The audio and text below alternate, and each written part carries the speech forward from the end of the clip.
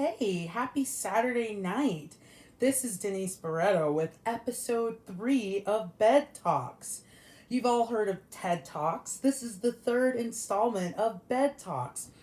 So, I think we all understand the importance of our really tight circle. I've heard leaders say that you are a combination of the five people you spend the most time with. So, there's so many things that are talked about that very inner circle that we all have. What I want to talk about tonight is the power and strength of your loose connections.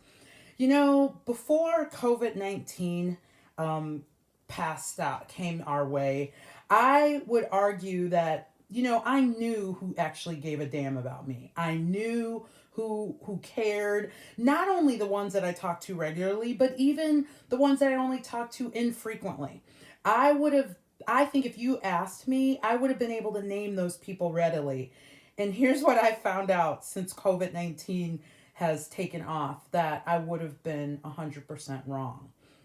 In the last 24 to 36 hours, I've gotten a call from an aunt that I hadn't talked to since before the new year when I called her for her birthday, a cousin that I hadn't physically spoken with since a funeral last May, and then a coworker, former coworker that I hadn't talked to in at least a quarter.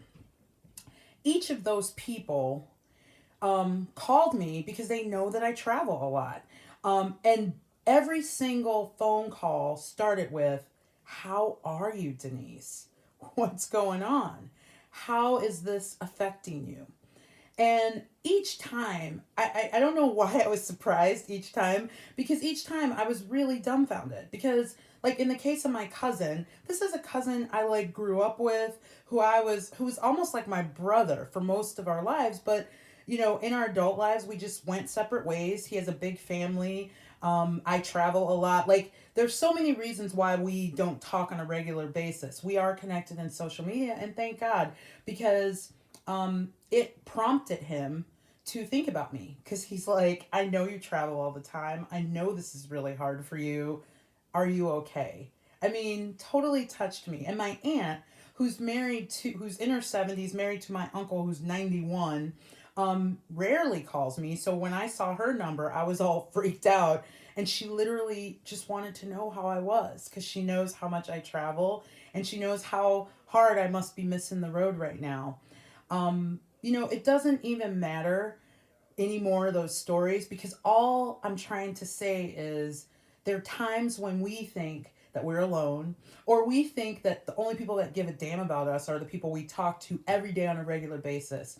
And I think what this pandemic and quarantine has shown us, at least it's shown me, that there is a host of other people who love me, who care about me, and who want to know that I'm okay. And so I would ask you to think about that. Maybe you're the person that needs to call somebody that you're not super tightly connected with, because loose connections, man, when you hear from them, it's actually a little sweeter than hearing from the folks you talk to all the time.